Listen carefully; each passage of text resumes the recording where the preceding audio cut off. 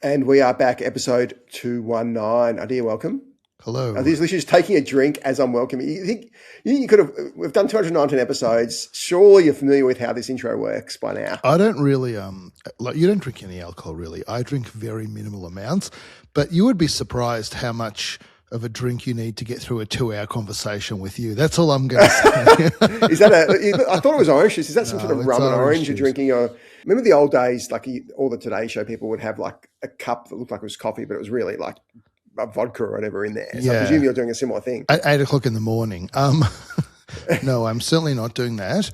Poor Mike, you haven't even said hi to Mike. We've been talking about alcohol. Well, I did say hi to Mike. Our listeners won't be aware that we had this full intro recorded and Mike's connection was so bad we had to start again. But I said hi to Mike. We didn't. So I think we're actually punishing Mike and not saying hi after that debacle. It was the first time in the history of 219 episodes that Adam greeted me at the start of an episode, and it won't even make the final cut, unfortunately. Absolutely threw him. Yeah, threw him massively. Exactly. That's the heartbreak. There is a philosophical... You had one chance. Gone. There is a philosophical question. If you say hi to Mike and the audience doesn't hear it, did you really make a sound? Mike falling in the woods. There we go. I am currently in London. London is pumping at the moment. So we had that massive heat wave last week. How hot was it? Thankfully, I missed that. Oh, it was like 37 here, which is crazy. I don't know if you saw there was coverage in France. It was like hundreds and hundreds of people, like probably thousands of people dying. And I think 5% of people in the UK have air conditioning. It's just some sort of moral thing that nobody gets air conditioning here. Because obviously it never used to be that hot. And now it's about 4 weeks a year, crazy hot. And they build houses to retain the heat here because it used to be a cold issue. So like people are literally dying in their house because it's so hot or sleeping outside. And I saw in France it's equally hot. And there were lots of people dying in France as well. And some communist minister there said, we can't put air conditioning. I'm butchering the quote, but something along these lines. We can't put air conditioning in. Think of the cows, think of the farms. They don't have air conditioning. So this was her. There are literally disabled people whose ventilators aren't working, old people dying in their homes. But this moron was more concerned about cows in the field who don't have air conditioning. That's how backwards Europe is. This sort of effectively they're all communist states. I think there was a Greens MP in France, was my recollection of that. Yeah. It was a minister. It was like a minister it wasn't like some rando nothing. It was a senior minister for the environment or something, like I think a minister for climate change or whatever they were. So but thankfully that was last week and it's pretty hot next week, but not quite 37. I think it's 32 here. It is remarkable. I mean, 15 years ago, I do not remember anything like in the 30s in London. Yeah, at 25, people were lying in the park with, the bikini. Yeah. Like it was, that's what. At 18, yeah, they're lying in the park. It's really changed. And I remember growing up when I was growing up and I went to Sydney in winter, you always froze in people's houses because people in Sydney live in denial that it gets cold there. And so they refuse to have central heating. And so you would just freeze in these houses. The reverse. Yeah. But now with this El Nino, it's not cold anywhere. Like it's raining a bit, but like it's just not cold. Yeah, but London is, leaving aside the sort of weather flubbles, it's actually unbelievable here. The restaurants are full. Like London is its own bubble. The rest of the UK is a bit of a basket case, but London is incredible. What's the exchange rate like with the Australian dollar? It's about 2 to 1. So it's about 53 officially. You get sort of 50, 51. London is, one thing, is very expensive here. Like every time I come here, it feels more and more expensive. So I went to Bubala, my favourite restaurant here, who I think Jez and Hezi told me about. It's like an Israeli-themed restaurant, vegetarian, run by an Aussie guy, funnily enough. It's super busy. So I got there at 6 o'clock for dinner last night. It was full, like completely full. This is the first sitting. They have obviously multiple sittings. And you're paying upwards of probably minimum $100 a head before drinks. So this is how, and this is not a high-end sort of fine dining. It's a great restaurant, but it's not fine dining by any stretch. So people are paying a lot of money for a lot of stuff. You go to the supermarket, things are expensive. How do people afford it? Because you pay people in London, are the salaries very high? Not markedly different to Australia, pretty similar. So how are people affording to eat with everything so expensive? I don't know. I think there's obviously multiple economies within the economy. So if you're a lawyer, you're getting paid a lot. If you're a banker, you're getting paid a lot. There's a lot of people on low wages. Yeah, it's a bit like Tel Aviv. You just don't know how people can afford to live there. New York, the same. These big cities are super expensive. Housing has been a lot flatter. So if you look at apartment, I was speaking to my friend Silky yesterday, and apartment costs in London really haven't moved at all in a decade, which is bizarre, I think. I think housing has been flattish, but up a bit, but it's an interesting economy. But people out there, people are doing things. There are bikes everywhere. So Lime bikes everywhere, actual bikes. So you ride down the street, down Oxford Street, there's 20, 30 bikes around you, especially because it's summer. It's just a fun environment being here. We've got about 11 people in our office in London now, and we've got about 30 in Barcelona. So we're visiting Barcelona next week, but London office is great. So it's been a really fun couple of days, and weather's held up nicely. That's lovely to hear. That's nice. It's good to be somewhere that people are excited about being alive. Not so much in Victoria. Speaking of Victoria, you've just given me a SIG. So I got a direct message from a friend. I'll read this message to you because I think we both thought the crime wave, Jacinta Allen's crime wave in Victoria, had largely abated. I think you saw Jacinta Allen, I think the most unpopular leader almost ever. I think 1% off being the most unpopular leader. So this is a message we got. This person, call him John, had a home invasion a few weeks ago during the night. Lucky the kids were not home, but 3 teens entered his house while him and his son were asleep. The car had a big wheel lock on it, which was not big enough to scare them off. They got inside, found a car key, found the locker key, used the wheel lock, stole the car, drove through the fence like in the movies. They have all the footage. The police did a full investigation, found the car, but the process takes weeks and nobody has been charged. Obviously, teens who are then charged and get released on bail to continue to do this for other people, and eventually they go to the magistrate who lets them off with a slap on the wrist. So you got this just abomination in Victoria. Crime is still rampant. You've got a Labor government that simply doesn't care about people. All they care about is votes in Dandenong and not putting people in jail. And you just got this diabolical situation where it feels like Back to the Future 2 and Biff was running the place. You just got a lawless state down in Victoria where people can commit crime and serious crimes like violent home assaults and no one ever gets punished. Well, an election is coming in November. And so, there's hope is maybe how I would summarise that. There's hope. Tell me what you think about this on an unrelated topic. So housing, obviously a very big topic of discussion in Australia. Budget, I was going to say centred on housing. I think the intention was to centre it on housing. I think it kind of took a hard left turn and smashed into oncoming traffic with the CGT stuff. But I think the intention was housing would be the focus and negative gearing. And there's arguments about stimulating new builds and so on and so forth. This is a development I read about in Sydney on the water. I think it's in the eastern suburbs. That actually might be on the city fringe. There are 45 apartments in an old apartment building, but it's in a prime location with harbour views. That apartment building is being knocked down, and in its place will be 16 luxury apartments on the same piece of land. Now, they were 45 apartments that were being rented out, presumably, if they could knock it down and rebuild it. So it's 45. They'll be much cheaper rental than what's being built. They're losing 30-odd apartments in the process. Like, what do you think about the way, we believe in free market capitalism, but there also are planning regulations. We support those.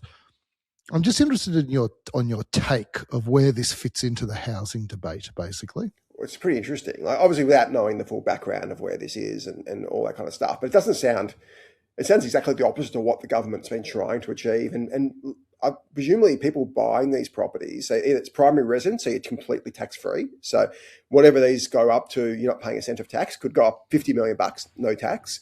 Or if investors are buying it off like a new property, you're getting negative gearing, which you don't get otherwise. So this just shows why more than negative gearing. You get negative gearing, and am I wrong in saying you also get the option of using the old CGT mechanism when you sell down the line if it was a new build that you acquired?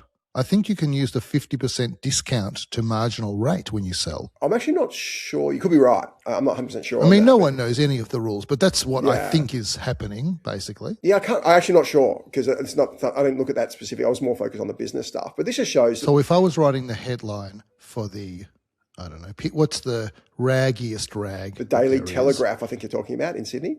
Okay, so if I was writing the headline for that, maybe I would embellish a bit and I would say 45 battler tenants evicted. I mean, they're probably not battlers living, but it'll be reasonable rent with an old building, right? 45 battler tenants evicted is a long headline, to make way for 16 rich owners who get the best tax treatment in Australia. This is how I think my headline would be "Battlers banished for billionaires." I think is the that's why you should be writing headlines. And this is what we talk about, the federal government sort of pretending to be creating a budget for young people and protecting millennials and Gen Z. This is a budget for old rich people. We've said it, and old rich people never ask for this. I'm not criticising old rich people at all for this, but this is a budget that they refuse to take any really hard steps. They refuse to put any tax on the primary residence, which, as you know, would hurt you and I. But we understand that it's a much fairer way. But we don't. I think what I'd much rather see is 30% income tax across the board and a higher GST and tax on primary residence, but ultimately reducing tax on income, which is the most unfair tax of them all. So, like, this is a government that has got everything wrong, like everything. They haven't got a single thing right. And this billionaire banishing battler thing is just a case in point. Like, this is what, when you have tax settings that support rich people, this is what happens. People get booted from their homes. And so I don't know where this fits in, because, like, I am fundamentally a believer in free markets and capitalism. But you do have an issue in Australia where there is a shortage of housing. Just to stick with Sydney, in North Bondi, I read about a development that turned 10 units into a single house. And so no, that's serious. Like, that happened in North Bondi. Yeah, presumably that's someone's house. I'll tell you some other ones, like 16 units on Campbell Parade. That's also at Bondi Beach. You probably know Campbell Parade. 16 units have been gutted and turned into 7 luxury apartments, which is called the Mayfair. The top floor apartment is being sold for $22 to $24 million. This is a consistent theme in Sydney in particular. Yeah. And so and this all falls under the new build exemptions. Totally. All of this. Like, well, or more, even worse, it's the primary residence exemptions, which have no tax. So these are homes. These aren't investment properties by the sounds of it, because no one's going to spend that much on investment. It's just, you can never repay it. So this is primary residence, full zero tax exemption all the time. You talk about free markets. It's not a free market, because if I own a house, I'm not taxed. But if I own a house as an investment property, someone to live in, I am taxed. So it's a massive distortion on the free market. Everything should probably be taxed the same if you want things to be treated as free market. This is not free. So this is a bit of an old story, this Mayfair one. But, like, you'd be unsurprised to know that the former Labor mayor of Waverley Council, which, you know, that includes Bondi Beach, has the same view that we have, which is, it makes a mockery of the housing crisis. And you'll be similarly unsurprised to know that the guy who's marketing this particular property thinks it's a great idea. So probably won't hit you as a shock. But the thing is, you know, the reason that we keep saying that policy on the run is so terrible is because there are so many moving parts to something like the housing crisis that ridiculous rules made with 5 minutes notice and forced through Parliament, at best, they're going to do nothing, is my view. And at worst, they'll just further exacerbate the problem. And you have to think about the fact that in both of these cases, as you referenced with your outstanding headline, 45 people in one, 16 people in another, 10 in another, these were all either tenanted or lived in by owner-occupiers who are far less wealthy than the people that ultimately are going to be living there subsequently. And if you want to talk about, in my view, like we've spoken about this for a long time, the real issue that's going on, the overarching issue that headlines everything else in this country, is the increasing disparity between wealthy people and other people, and the disappearance of the traditional middle class in Western liberal democracies. And I think this is just a piece of that disaster that's going on. That's my view on all of this. Have you got time for a quiz? Have we got time for a little quiz before we start going on the chunky business stuff? Well, you were very critical of my quiz last week, which may have been correlated to your performance, to be honest. Was I? What was your quiz last? No, I wasn't critical of the quiz last. I was praising of the quiz last week, from memory. Were you? It was not my recollection. My recollection was this was the quiz last week or 2 weeks ago, I think it was, which was countries and the value of startups. You were very critical of that. You thought it was dreadful, and coincidentally, you also did terribly on the quiz. Oh, so I was critical of so I thought the quiz concept was good. Just the data was wrong because the quiz made no sense because Beijing can't be a better startup hub than Shanghai. Anyway, it was more, I thought the quiz was good. I thought your answers were duds. Yeah. So I'll go to a verifiable quiz that isn't wrong. So this is the world's 30 most profitable companies. So not most valuable, because obviously profit and value aren't always the same thing. Most profitable companies. So let's start from the top. What do you reckon the number one, well, actually 2 and 3 are equal. 1, 2, and 3. Can you get 1, 2, and 3? I almost certainly do not know the answer to this question. So I'm just going to go by market cap. Is that a good way to go? That the most profitable correlate to the highest market caps? Like, is Nvidia the most profitable? No, it's not, because as you know, not every company has the same PE multiple. So Nvidia is equal for, actually. How about we go for a hyperscaler? Let's go for Alphabet. Is that number one? Mike, what's your answer before I was going to say Google and then maybe Microsoft. Bang. Mike, 1, 2, done. So you both got number one, right? But this is how these quiz goes for me. I just want to say let's just get to the issue here. Mike, I give an answer which happens to be right. Okay, second time around, but I got Nvidia wasn't right. Nvidia was 4. That happens to be right. Yeah. I agree. Second time round. So then Mike jumps in, repeats my answer when you throw to him, and then without you asking for the next answer, gives number 2, cuts in and gives number 2. But you started answering before I got a chance to say anything. Yeah, and then Adam's like, "Oh wow, you got 1 and 2." Well, of course I didn't get 2. No, because your I chance didn't even to get a redeem chance to yourself. answer. But you said Nvidia, and then you didn't give me a chance to say mine, and I would have said Alphabet. Let me firstly say, okay, let's go to number 3. Mike, I definitely didn't say Nvidia or whatever it is that just came out of your mouth. I don't know what that is, a Vietnamese surname or something that is. I think you mean Nvidia. Anyway. Okay, let's go to keep going. Got to get you number something. Here's Mike. a chance for you to redeem yourself, Adir, after you didn't get number 2. What can you get number 3? Why didn't Number 3 is... I hate this podcast so much. Number 3 is equal. So actually, if you get number 3, I'll give you number 2, because number 3 is equal to number 2. And number 4 is not far behind, to be honest. All right. He said Microsoft. Who do we think is number 3 that's going to be equal with Microsoft? Is it all hyperscalers still? Okay, if I said that, I'd give you... There's only like 4 hyperscalers. If I said that yes or no, I'll give you the answer away. Yeah, all right. I'll go for... God, I hate these quizzes so much because I'm 50-50. I'll go for Meta. Mike? I'll go Apple. Mike has done it again. Apple's way above Meta. Apple's 125 billion. So Apple and Microsoft are the same. Nvidia is number 4 on 120. Meta's back on 71 billion, so way below. So I did miles off there. So Alphabet, Microsoft, Apple is 1, 2, 3. Nvidia is 4 at 120. Then number 5 is not a deep tech. Well, kind of is.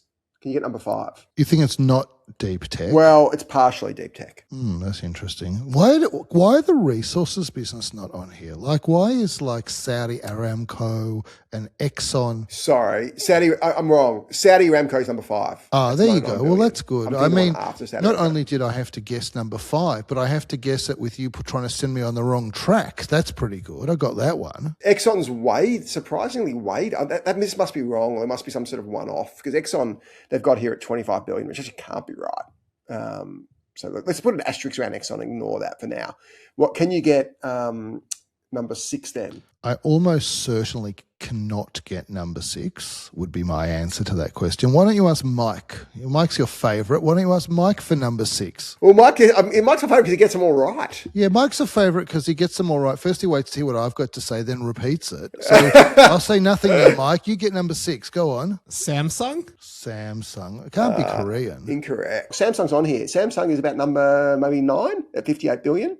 SK Hynix just behind at 55. So they put Samsung in the technology area. So the number 6, which I said is they've put number 6 in retail, but it's a big tech. So I've given you a big clue here, guys. I'm going to go for Amazon on this. But the thing is, I think Amazon, do they suddenly make money now? Like they didn't make any profits for, when did they start making big profits? Yeah, because AWS is a profit beast, and a little thing called Amazon Media makes a fortune. So they started making profits a few years ago. They make a lot of money now.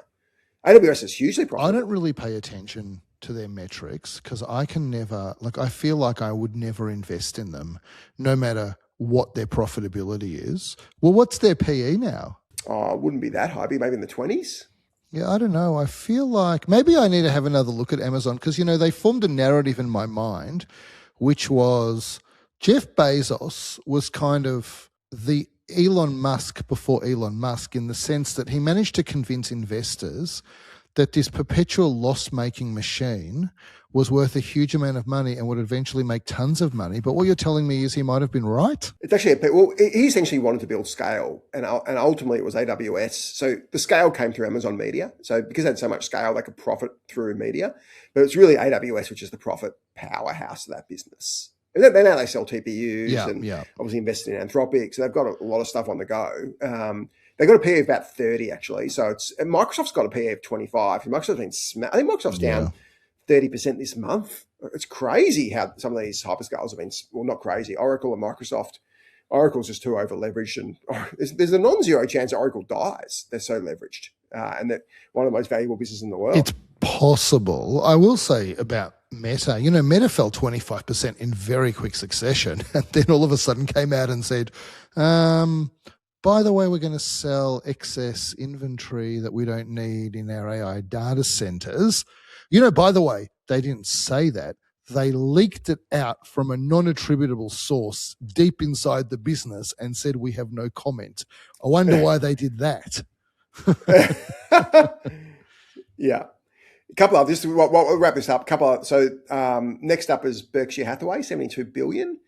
JP Morgan Chase, 59 billion. Then you've got Samsung, SK Hynix, Wells Fargo, 22 billion, Visa, 22 billion, Bank of America, 32 billion, Bank of China, 51 billion. So yeah, there's a lot of usual suspects up there, and they have Exxon down at 23, which is bizarre.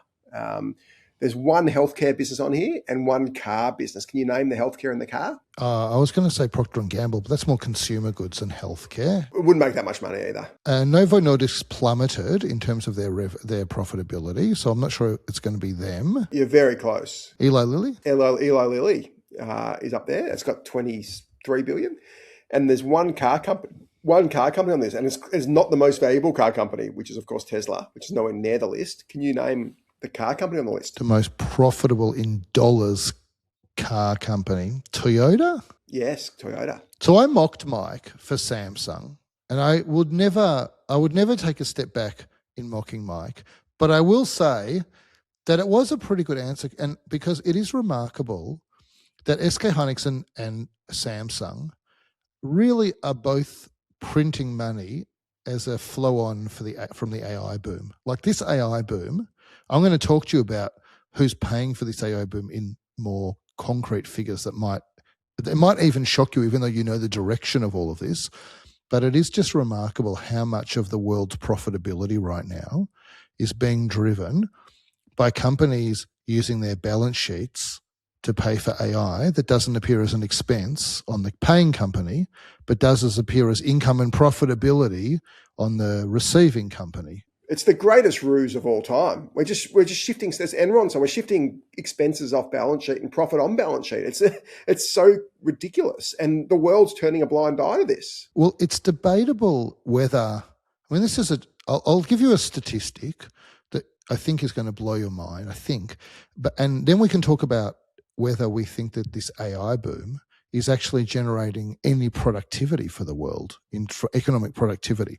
So between now and 2031, it's estimated that $7 trillion will be invested in AI and building out AI stuff. Mostly data centers, I guess, and a bit of inference. And how much of that, of the $7 trillion, do you think is coming from the hyperscalers? I would have thought most of it. $6 trillion. So basically the entire world economy today, the performance of all stock markets in the world everything that is going on is being driven by 5 companies raising debt and using their free cash flow in a non-expensed manner on their profit and loss statement to drive expenditure for AI-related technologies. Does that not feel like the most dangerous moment in the history of capitalism? Well, what we've seen the last 2 years is just a massive circle jerk where everybody looks to these hyperscalers, and generally these hyperscalers now aren't even run by their founders, except for Meta, which Zuck said. But Zuck has proved that he's not great at this stuff. Like Llama's been a disaster. But I guess Larry and Sergey still sort of run it, but they're not. Sundar's CEO, so I don't know how that responsibility lies. But you think he's doing his own thing and saying to Larry and Sergey, "I don't really care what you think. I'm doing this." I mean, I think they're still in control of that business. Yeah, and I guess you Microsoft strategically for sure. Yeah, I guess you Microsoft as well with Satya, and is it Satya or Bill who's running that? So but ultimately the CEOs of those businesses and now Andy Jassy aren't the founders. So you've got a CEO layer in between, and then you've got Zuckerberg, who's sort of off with the fairies with some of this stuff. He's clearly winding it back now because Llama's been such a disaster. And then you've got obviously Anthropic and OpenAI, which are just cash incinerators still. Even Anthropic is still question. Like they talk about being profitable, but there's a real question mark over the profitability of this. And even that's with ripping off their customers who are now kicking back against these huge token costs. So you've got something that it feels like the end user, so call it enterprises, so that consumers everybody realizes there's no money made out of consumers. That's why even OpenAI, who the consumer king, has effectively said, forget consumers, there's no money to be made there. They've turned away from that completely, and that's the right call. So the only money you can make out of AI is charging enterprise for essentially coding tools, because everything else doesn't really work because the token cost doesn't make sense. So all you've got left is coding tools. And now custom companies saying, I can't pay these token costs. This is ridiculous. Now they're trying to charge what the true token. They still aren't charging the full cost, but they're getting closer to charging market rate. And now companies saying, hold on, I'm not paying this. This is ridiculous. I can't get this productivity. Actually cheap for me to have an old school developer doing the work. So the use case doesn't seem to be there. But all the global markets still believe, again, this circle jerk where these hyperscalers are doing it, so we must be right. The hyperscalers are lying and chucking it off balance sheet. The whole thing is just a complete root. It's worse than the whole crypto fraud. So I'll say 2 things about this. One is if you go into Reddit, into what I would call the nerd threads that I go into, what you'll read about deployment of AI amongst CTOs and other senior people in companies that are responsible for deploying it is everybody is just sharing notes about how to get stuff off paid platforms and onto locally hosting it so that they're not buying, I forget the order of magnitude, but like 8 billion tokens a month type of thing. Well, I think if you look at the cost, if you just look at that, and there's been a bit of publicity on this. So the cost of I think it's 1 million tokens. It's relative anyway, but I think 1 million tokens on Anthropic, which is the most expensive, is call it $30, whatever that number is. And then you've got 1 million tokens on OpenAI, is call it 20. Then you got 1 million tokens on Grok is 10, which is the Elon Musk one. And then you got 1 million tokens on DeepSeek is 87 cents. Like it's a fraction of the cost. It's like 95% less cost. Because they didn't have to train their model from scratch. That's why. Yeah, they distilled it. Yeah, but it's not just that. I think the ongoing cost as well. It's not just the training cost. It's also the inference cost is cheaper. So I want to just say this slowly because there are people that listen to this podcast who there are small mercies and they haven't done an accounting degree, and so like neither have I, but I learnt it the long and painful way. And so what I want to do is kind of explain what we're talking about because I think that it seems obvious to me. One of the triggers for catastrophe potentially in all of this. So what's happening? So if I have a company, my income statement, which also called profit and loss, what you're trying to do there is you're trying to say, I get this revenue, we could call that sales, I get this revenue, $100, and when I go and put expenses on that income statement, the expenses should match what it cost me to generate that income. So if I sell a pair of shoes for $100, and the shoes cost $50 to buy, so then that definitely goes on there. Maybe the salesperson cost me $20 and the actual store was $10 worth of cost, that's $80. Okay, so I make $20. That's the profit and loss. But then you might say, well, but last week I bought $5,000 worth of shoes to put into inventory to have stock so I can sell shoes. So what do I do with that $5,000? Does that become an expense on my profit and loss? And the answer is it doesn't become an expense at that point in time because it's not being matched to any sales you're making. When you make the sales for those shoes, that's when the cost of the shoe goes on as an expense onto the profit and loss to match the sales. And so until that happens, while those shoes are sitting in inventory, I had to pay cash for them, but they become an asset and they sit on the balance sheet, which is the place of where you store what you owe and what you own. That's what I call a balance sheet. So now I've got all these shoes sitting on the balance sheet. And so then you might say that imagine now I was a business that was a tech business, and so I don't have inventory in the traditional sense. But the thing is this, I go and buy let's say, I'm going to use the same numbers. They're ridiculous. You can add zeros to it.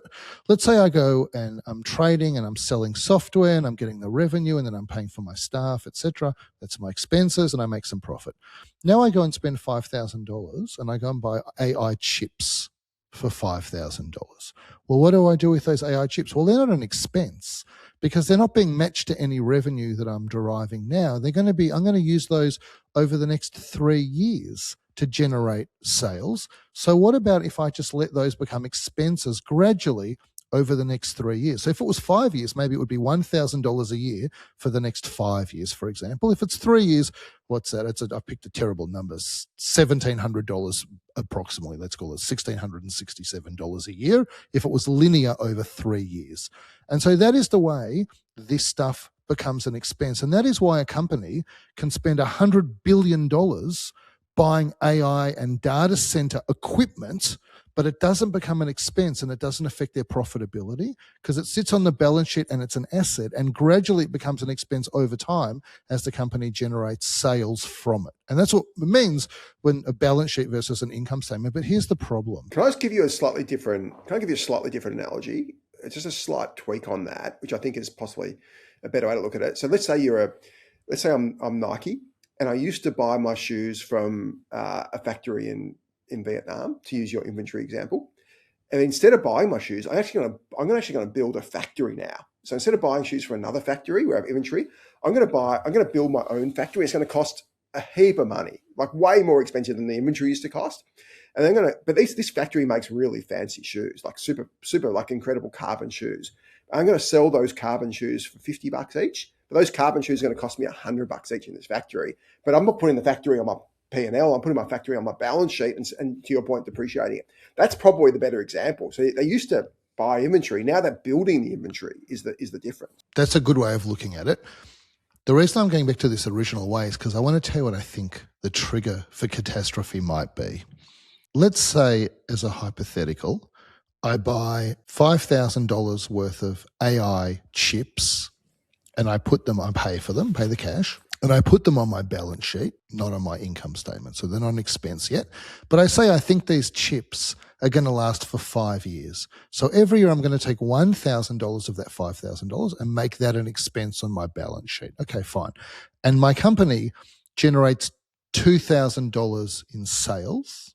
And that's my only expense is these chips. So I make $2,000 in sales and I record $1,000 of expenses, which is 1 year of those chips, and then I make $1,000 of profit. So I'm a profitable business. But now what happens is this. I get to year 2, and what I realize is these chips that I thought they were going to last for 5 years, actually new chips are coming out. And I'm only going to get 1 more year of use out of these chips, not 4 more forward years. And so what the hell do I do with the $5,000 of value of those chips? Because I'm going to be buying new chips next year. Well, what has to happen is I have to get the remaining $4,000 and expense all of that or write it off, or somehow that now becomes an expense. And so my $2,000 of revenue, instead of being offset against $1,000 of chip expenses depreciating over 5 years, suddenly the whole $4,000 hits my expense line. And now I've gone from $2,000 revenue, $1,000 expense, $1,000 profit, to $2,000 revenue, $4,000 expense, minus $2,000 profit. Suddenly I turn into a loss-making business simply because I miscalculated or deliberately misrepresented the amount of time that these chips were going to be useful for. And I think that this is potentially the huge landmine waiting to be stepped on around all of this, that the depreciation schedule and the life expectancy that these hyperscalers and data center providers, neoclouds, the amount of time that they say they can use these chips for is just going to be very different to the realistic, much shorter time frame that they can actually be useful for. That's the Michael Burry argument that he made. And we've been saying that for like a year, right? Like that was our whole iron argument of like why iron is going nowhere as a business. Well, the counter argument is because chips are becoming so expensive now and so hard to produce, like no one can make enough chips and memory is so expensive that the company's actually reusing older chips or continuing to use older chips. So that argument has become a bit less worrying, but the more worrying argument is companies simply can't make money out of AI. So they won't need to buy. So it's kind of two sides of the same coin. Either these old chips sort of deprecate, which is your argument and the Burry argument, or if they don't deprecate, then we don't need new chips. So spending's going to drop. So either way, this bubble pops one way or the other. There's probably no great outcome here. So either have this massive expense coming up or companies going to start. I think what's more likely is the hyperscalers realize this and the market's telling Microsoft, the market's dropped Microsoft's price 30%, Oracle's price is down similar. The market's now telling these hyperscalers, hold on, stop this ridiculous CapEx. They're going to have massively pull back on spending. That starts hitting Nvidia finally. So Nvidia's been this incredible story, but it's on a pretty low PE multiple because I think most investors are onto this. They realize this boom's going to have to end at some point. This bubble is going to pop at some point. The spending's going to stop. Companies are going to stop spending, stop using debt because their cash flows can't fund this. And as a result of that, we're going to see the situation where I think the bubble pops on the other side, to be honest. Well, I think what you've said, firstly, I want to do you've used a very good word in that explanation, by the way. So it sounds like another interesting word. So I just want to do a bit of a glossary.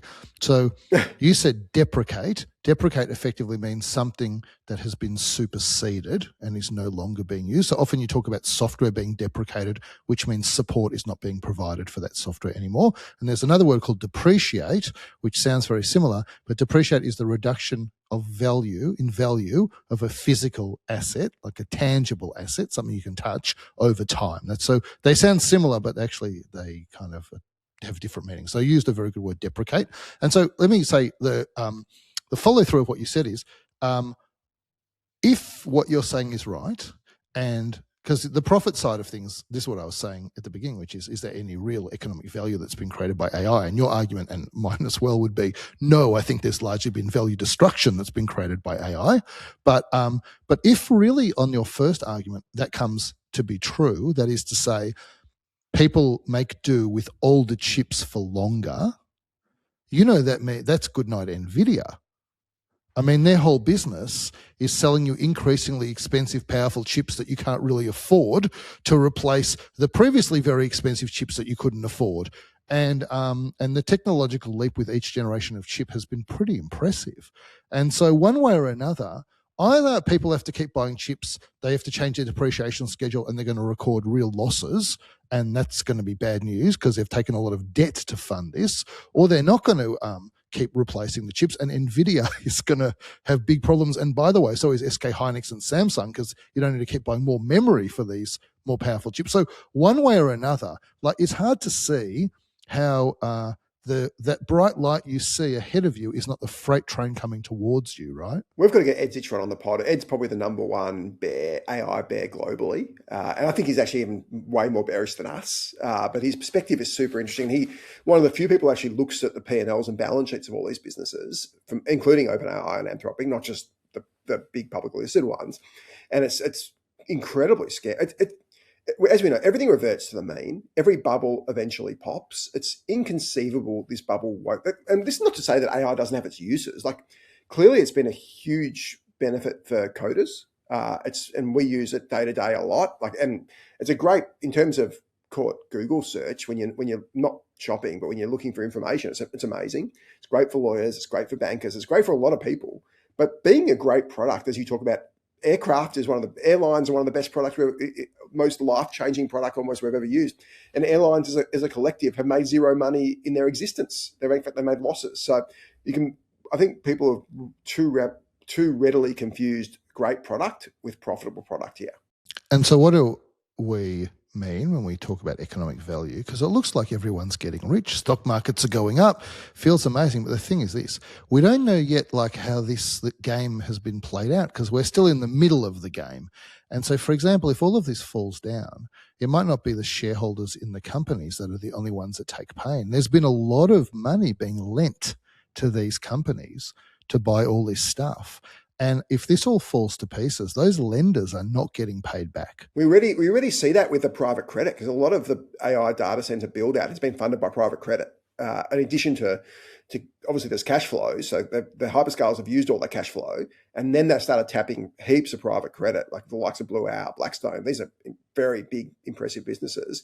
And Blackstone can handle it and Ares and Apollo will be fine. But someone like Blue Owl, who so much of their business is this garbage, is in all sorts of trouble. The best businesses or the best cycles in capitalism are ones where money has to go in to make the machine work, but the machine actually creates more money for society on the other side. That's how capitalism works. When people say we've got a productivity crisis, I hear people say things like that. What they mean is that we want to be able to do the same amount of work because there are only a certain number of hours in the day. We want to do the same amount of work and get more value from it. Now, AI should enable you to do that because AI enables you to do things much more efficiently than they could be done previously. The question is, what's the cost of that efficiency?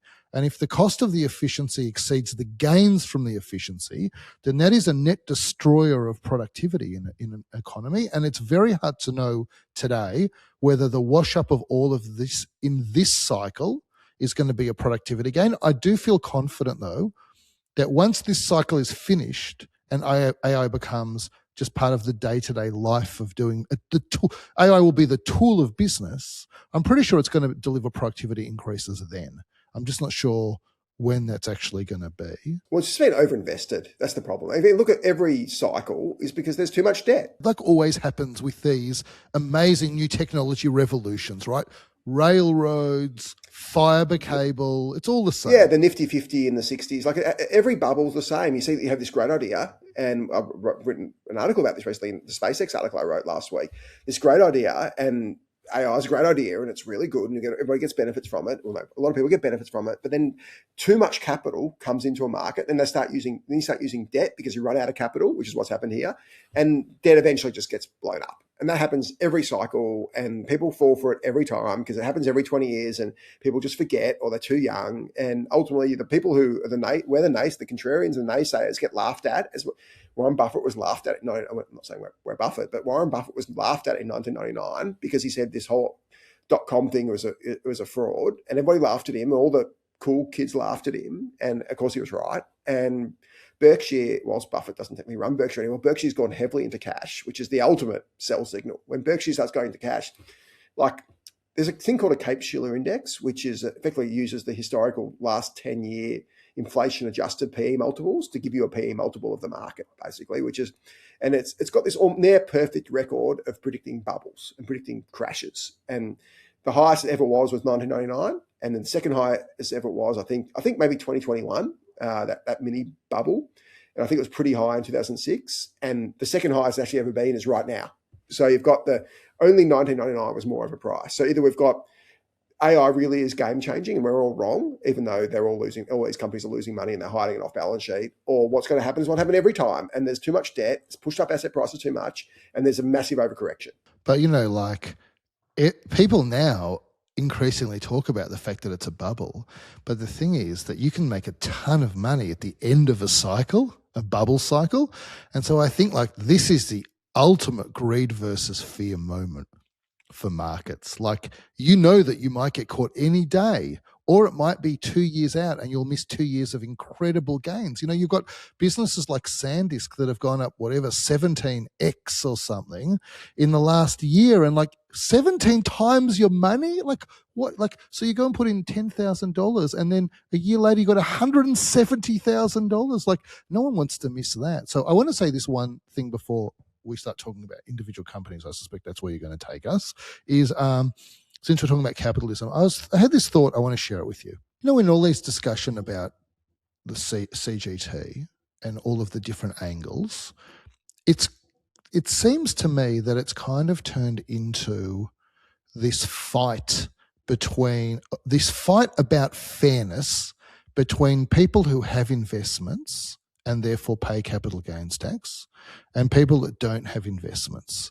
And it's turned into an argument which is, why should rich people that have investments pay less tax than we do?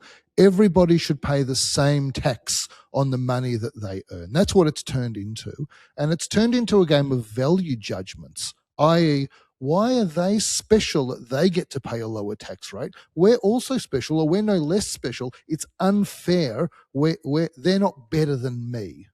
And I thought about the way that the government has very cleverly steered this into a battle, it's like another class war and a battle of judgmentalism, I guess is the word I'd use.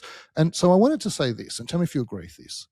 Basically, the idea of capital gains tax in no way is a value judgment on who should pay less tax. Because you see a lot of things where people don't help themselves with these arguments. They say, well, I've taken all the risk and I've invested the money and the government's a parasite for taking any of it. So that's a value judgment, because that means that the person who's just working hard doing an employee job and earning a wage, that they don't deserve that. And so that is not the situation at all. Those are terrible arguments. I don't think the risk argument is a terrible argument, because people can just allocate their capital in other ways that is less risky and that has a same or lower tax rate. So I don't think it is relevant. That's a capital allocation argument. That's not the government doesn't deserve the money because I took the risk argument. That's a different argument, wearing similar clothing. I agree with your argument, by the way, but the government shouldn't take my money because it's me who took the risk. That is a value judgment argument. And what I'm saying with capital gains tax is it's not about values. If you live in a capitalist society, and it's now the socialists are on the rise, which is really terrible. Like, socialism is a great idea. We all want people to be, things to be fairer for people. But every time you try it in a country, it's the worst possible system you can imagine. And so we want to live in capitalism because it sucks, but it is the best way for the largest number of people to live the best possible life. And so that's why we like capitalism. And if you believe in that, then you need to say we have to play by the rules of capitalism or else it doesn't work. And the main rule of capitalism is, I'll say there's a few rules. One rule is that an employee needs to be treated in a particular type of way and not exploited. Because it turns out if you just exploit workers, that's not the best way for capitalism to run. So it's good for employees to have some rights and to get paid fairly. And in return, they do a fair day's work. And that is one of the rules of capitalism. And so exploitation of workers is bad for capitalism. But another thing that's bad for capitalism, or another rule, is that you have to figure out ways for capital to flow and fund businesses that are going to grow and generate wealth and generate jobs. Because if you don't have those things, then capitalism doesn't work. For example, if you stop supporting that and you just give people jobs that require collecting taxes to pay for those jobs, then eventually capitalism will fall apart as a system. And so the challenge with and most of the businesses that get started, they fail. These businesses mostly fail. And that's part of capitalism as well. It's just a numbers game. And so if we want this system to work, we need to create a situation that is conducive to people deploying capital. That means extra money I've got that I don't need to live with, to deploying capital in ways that takes the sort of risks that, if it succeeds, generates jobs and wealth. And then people have employment, and then they pay taxes, and they have discretionary income, and the machine gets better and better. And then we can have progressive taxes so that the rich don't get too rich and the poor don't get too poor, because the natural capitalism machine eventually gives all of the money to a few people. That's just how it works. And so I think the problem with this capital gains tax argument is it's been turned into an argument of morals and values, when really it's an argument of systems. If you don't play by the rules of the system is not going to work. And one rule is, if you don't give people good treatment for profits they make for investing capital, then they take that capital and they invest it elsewhere. And if that happens, Capitalism is going to stop working for all of us, and we'll end up with a much, much worse life. That's my view on all of this. Well, I think your view, so our good friends at What the Flux, which is a great sort of 3 times a week podcast, has been bought by our other good friends at Net Wealth. So Brett and Justin, who run What the Flux, they actually did a community survey. And What the Flux absolutely is a completely apolitical podcast. I'd say, if anything, it's got a really young audience you'd expect to skew slightly leftwards, but it's certainly not a political. We're a far more political show than they are. So if you look at that, they did a great community survey. I think it had 1,000+ respondents. So a good broad range of people responded. What percentage of respondents do you think thought they'd be better off as a result of the budget? So I think very low. So even based on, I'll just tell you what I found when I've spoken to people, and you tell me if it plays out on a bigger survey. So I would say 10%. Very low. 4%. This is incredible. Yeah, everyone I've spoken to, the Labor government. So everyone I've spoken to in cafes who's young, maybe 40 people. I'm a very annoying person. I just go up to people and talk to them. And so I think basically no one has said to me they think they'll be better off. And in fact, the common phraseology that's been used with me, if that's a word, is it's not going to make any difference for me. I don't think I'm going to be any better off. And then there's a but, and what comes after the but is where there's a bit of variation. 42% of people said scrapping the CGT discount was their biggest worry. So that's catastrophic for the government, because this was meant to be that kind of we'll tax with the Robin Hood policy. We'll tax the rich and give to the poor, but young people hate it, and it's an aspiration killer. 57% of respondents say the CGT change will force them to change their investment strategy, be it selling assets, holding, or redirecting money into super. Of course. How can it not? How can it not force a change to your strategy? Because if you're young, your strategy was either buying shares, starting your own business, or rent vesting. All of those have been ruined by these tax changes. And whilst Jim Chalmers obviously claimed the budget would repair intergenerational equity, younger people absolutely don't agree. And this is, again, these are not our podcast listeners. This is What the Flux's listeners. Obviously, you expect more of our listeners to think this. But 50% of Gen Z respondents claimed baby boomers would benefit most from the budget, and 60% of millennials said older people would be the beneficiary. So young people hate this budget. This is a budget that pretended, that fraudulently claimed it was for young people. Jim Chalmers went and said, we're going to fix this intergenerational inequity that the coalition have caused over all these years. And to be fair, the tax system historically has been horrendous to young people. These guys have somehow made it worse. Like, that's a pretty impressive effort to take a hugely unfair tax system and make it even more unfair. I completely agree with you. By the way, some people will laugh at us saying this, but I think we lean left. The problem is the left has gone at the speed of light further to the left. We can't keep up with it. But but I think that, generally speaking, we have all of these comments that we make on this podcast that make us sound very much supporters of the liberal, let's say, and right. But at the same time, we're saying things like you should modify capitalism so there's a progressive tax system, and you don't want too much disparity between the rich and the poor. Our views are very much not right-wing views. Well, I think we prefer whoever's closer to the centre. So that's a good comment. You said this great thing, which is we generally support whichever party's closer to the middle. I think that is a perfect. I wish I would have said that. That is a perfect summary of how. I kind of hate you a bit for saying that. I wish I would have said that, because that is a perfect summary of how we feel. Yeah, absolutely. On that note, we'll go to a super quick break. Back with some other great stories. Just a moment. Don't turn off. And we are back. And I'm not sure if you saw this study last month in the Journal reported that researchers from the London School of Economics noted the amount of hiring devoted to entry-level roles across a handful of countries has fallen more than 14% since 2019. So we obviously talk about the AI boom killing jobs, but really the study was based on 400 million job postings and found that firms that stayed remote after the pandemic were more likely to cut back on junior hiring. Recruiting an entry-level worker, the researchers say, is a bet on the employee's future skills. So a company's return on investment hinges on the rate at which a young employee learns. Remote work doesn't just dampen young employees' day-to-day experience, it also makes it harder for them to find a job in the future. The implication is stark, the researchers wrote. A persistent contraction of this kind hollows out the pipeline of future experienced workers, causing declines in aggregate productivity as well as imposing cohort-specific scarring. less than a quarter of Gen Z, and this is really interesting, this is something I've been talking about for years because people just misreport this, less than a quarter of Gen Z want a fully remote workplace according to Gallup, compared to a third of older generations. So as I've said, older people want to work from home, younger people hate working from home because it just destroys their careers. I agree you said that before. Well, I'll just interject. Like, you really did say that before. I don't want to say before anyone because, like, I haven't kept a pulse on all 8 billion people on Earth, but, like, it's got to be pretty close. Like, you've been saying that for a long time. When you first said it, I thought that's a really interesting point. I hadn't really thought about it in that way, but you've been absolutely correct about that. And actually, people with young kids, they're the number one people that want to do work from home.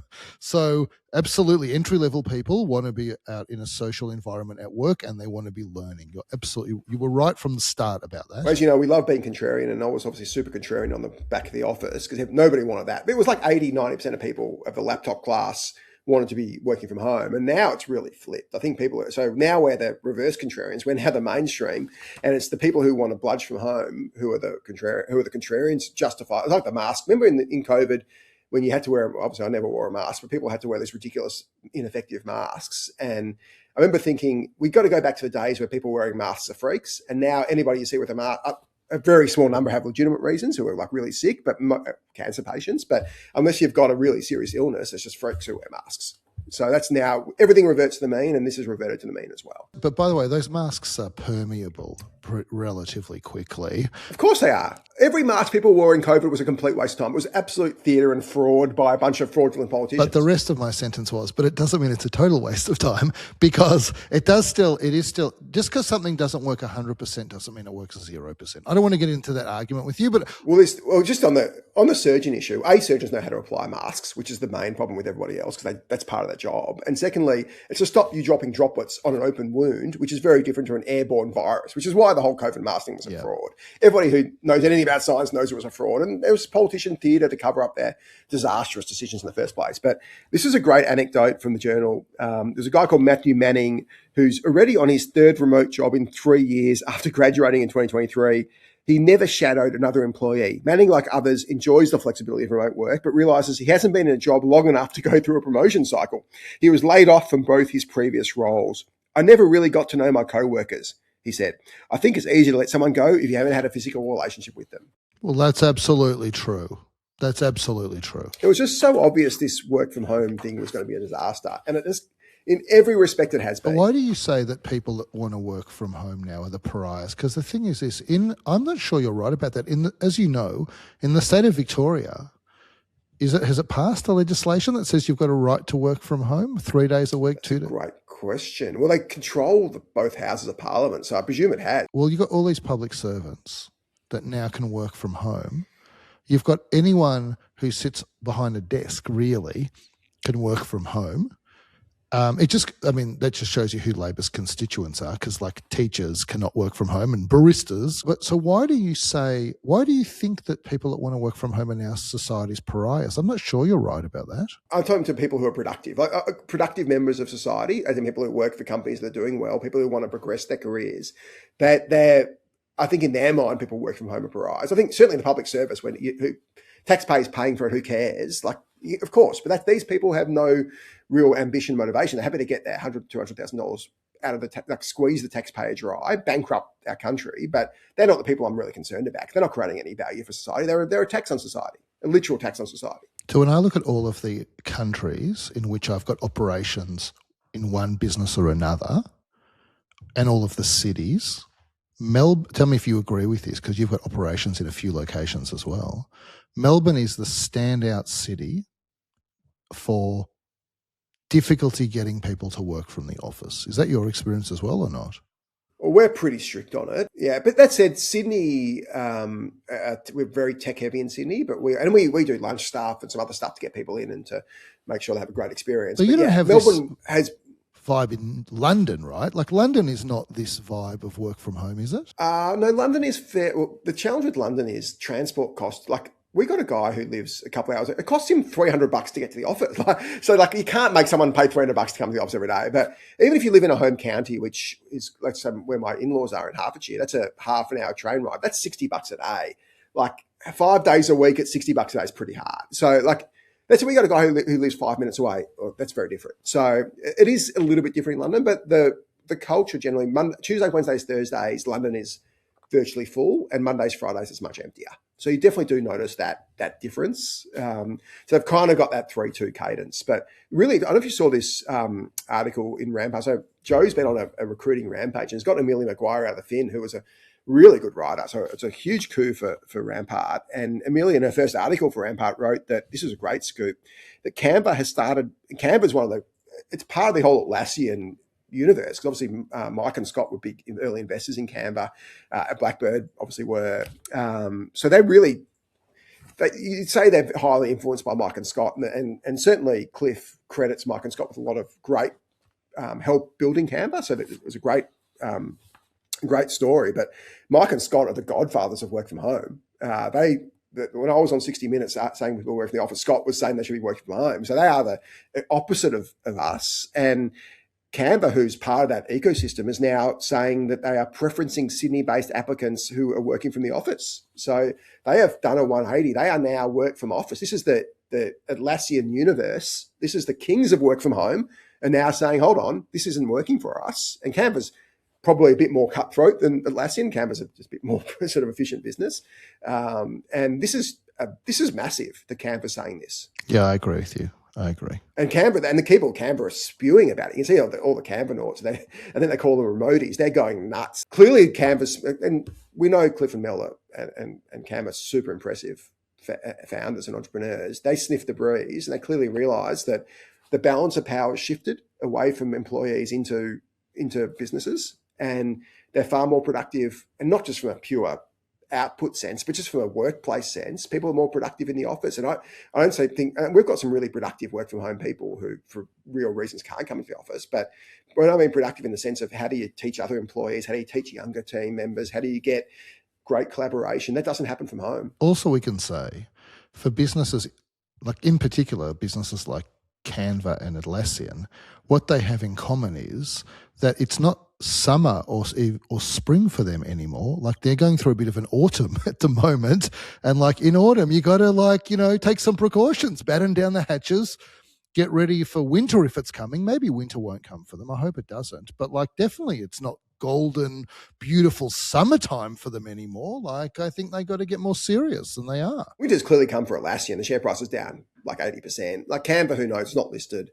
Like they seem to be going pretty well still, but they're in a pretty tough environment to no fault of their own. We got obviously AIs eating their lunch. Yeah, it's a really tricky. And you got Figma and Adobe. Figma's been smashed. Adobe's been smashed. Like they've done really well being private because we just don't know, and we haven't had to report their financials. And we only got. I'd rather be Canva than Figma, as in unlisted versus listed. No, just as a business. Well, I don't know. There's that much difference, to be honest. Like, why would you prefer? Because Figma's predominant use is corporate world design, UI, wireframing, etc. Exact, like their overlap with Claude Design is like 100%. Is that not the same issue with Canva to a degree? No, I think Canva's got way more use cases than that and is used in a lot of different ways. I think Claude is. Well, my point is, can't Claude Design still cut Canva's different use case lunch? Like, why is it just enterprise? No, it can. It's just it can't do everything at the same time. So, like, it's about what it prioritizes. Canva's got a huge customer, like a huge audience, like hundreds of millions of people, but only a single-digit percentage actually pay for it. They would more likely skew enterprise. So people, obviously, if you've got a company, you're much more likely to pay.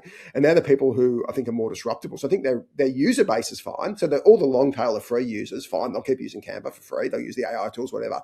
I think that, which we don't like, by the way, but I think the corporate users I can use Anthropic. I'm paying for Claude. I'm paying for OpenAI. I'm paying for Gemini anyway. So it's effectively bundled in. Why am I paying for this separate So I've cancelled my Canva subscription because, like, why do I need it? Like, it's not that good. The AI stuff's not good. I now use Gemini for my board packs, not Canva. Like, why would I use Canva? So if I'm, so we talk a lot about Canva getting acquired by Anthropic or OpenAI or one of those. But Figma is much more attractive. Like Figma's valuation is down to 10 billion. Yeah, it's cheap as. I mean, that is not even a number for Anthropic. Like they're worth $1 trillion or something, aren't they? Some crazy number like. It's 1%. I mean, who cares? They could buy it in cash. Like they just go to raise 1.5% of the value of their company and go and buy it in cash. It's like when you walk into the Rolls Royce dealership, you just turn your pocket out and the bills fall out. Like it's. You think to get the money out of in that dealership, they hang me upside down and it starts shaking. Exactly what happened. $3 comes I thought out. I saw you walk. I thought I walked past the Rolls Royce dealership. I saw you hanging upside down. That's where I hang out. I want to talk about a couple of Aussie businesses. One, a PE business, and two, recent IPOs that we discussed. Let's start with that. So there were not many IPOs on the ASX this year, and two that we spoke about were SkinKandy and Koala. We liked both of them. SkinKandy is actually up 10% or something since their IPO, so they're in positive territory. Koala down a bit, so Koala's maybe down 10%. I think it just gets cheaper, I think, basically, when you look at that business. So I think that, we're in a time right now. Firstly, I think it's impressive these businesses got away. Secondly, I've said this over and over and over again and put my money where my mouth is. I think the next decade big wave, or one of the really big value creation waves in the next decade, is vertical retail, of which SkinKandy and Koala both play in. That means making and selling their own branded stuff. And I think we'll keep an eye on these two. I mean, they're not very big, right? Koala's 300 million and SkinKandy's half that or something, right? Or whatever it is. But yeah, Koala's I think more like 200 million, isn't it? I thought it's dropped off a bit. No, I think Koala's 300. But whatever it is, they're very much micro caps on the ASX. But the ASX has had some difficulty attracting IPOs, obviously, and having privatizations drag companies off the boards. I think these are two good public listed companies. And I think we should watch them. But just on the ASX stuff, we're still waiting. We talked about it last year. We talked about it with Joe, who was on the opposite side of this argument with us, that ASX was talking about following NASDAQ. NASDAQ has rules where you can have dual listed shares, essentially. So obviously News Corp, famous, or basically all the media companies, New York Times, News Corp, etc., have that. And most tech companies, like Google, Facebook, or Google Meta, Snap, obviously not a great example, but a lot of these, Atlassian, have dual listed shares, so voting and non-voting. And we're waiting for the ASX to do it. And ASX has just done nothing about this, which is a real shame, because part of the reason I think why so few companies are listing is because we don't have this dual list. So one of the reasons Canva will be listing in, not the only reason, but one of the reasons Canva will be listing in New York Stock Exchange or NASDAQ is they can have this dual listed class, which for some reason the ASX talked about, but it's just forgotten about by the looks of it. This is the truth about the world for the last 30 years and probably for the next 30 years. Technology is the primary driver of wealth creation and productivity growth in society. And that is why NASDAQ has performed so well. And the ASX would love to get tech companies onto the ASX. Like these vertical retail businesses, I love them. I think you can make lots of money and they pay dividends, and dividends are even better than selling shares nowadays. So like in Australia. But ultimately you want tech companies on the ASX. And I think that the two requirements to make the ASX very attractive is, one, this dual class, and you can make it narrower than the US has it. I get Joe's concerns about it. Like you can make it narrower, but that's definitely part of it. And the reason you and I are okay with dual class, which basically means founders get a class of shares that get super voting rights. So even if they don't control the business, they get to control it by votes. 20% of equity and 98% of votes, essentially. Yeah, and the thing about it is that when you buy the shares that don't have voting rights, you're not being tricked. Yeah, absolutely.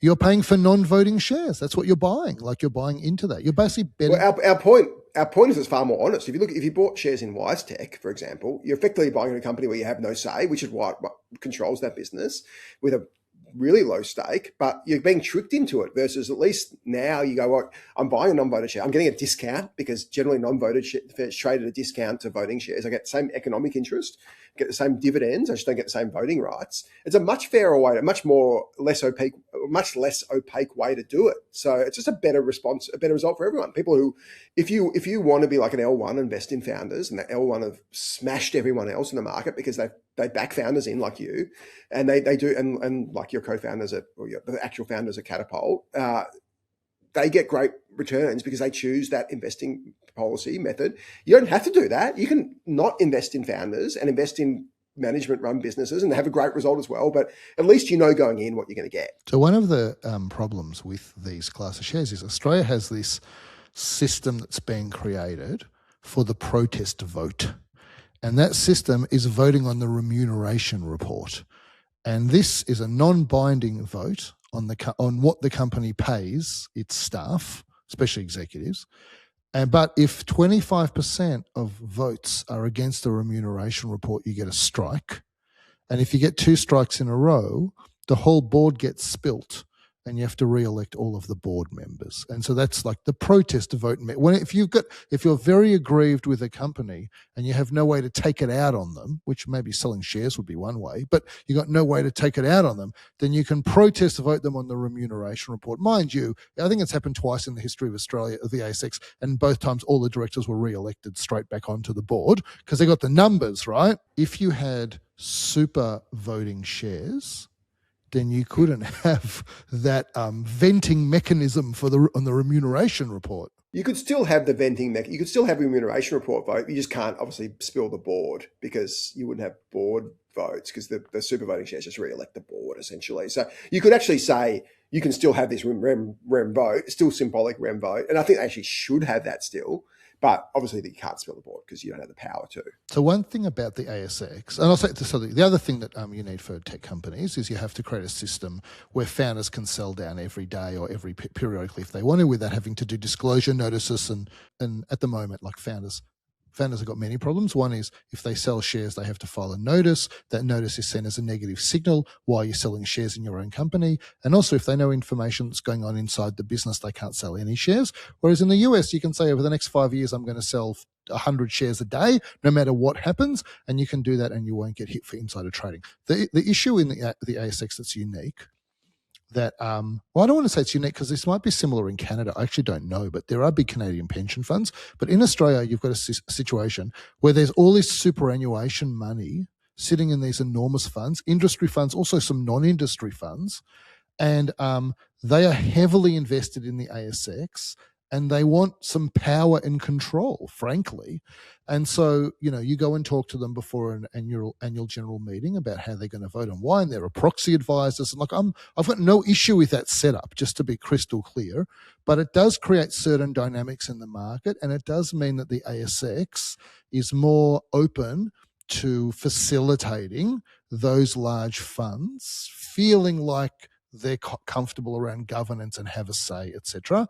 And like Nasdaq doesn't care about that at all, like they don't care about that at all. Yeah, they don't. And I'm obviously a big corporate governance guy. I always have been. I wrote a book on this stuff. So I'm not anti-corporate governance at all. But look at these same superannuation funds have more money invested in the Aussie supers, spend much more investments in Nasdaq and New York Stock Exchange than they have in Australia now. So all these superannuation funds do the exact opposite offshore. So they're more than happy to invest in Meta and Google and these great performing investments, which they had no rights at all. So that when the returns are there, all they really care about is returns. And ultimately, and look at the Australian market.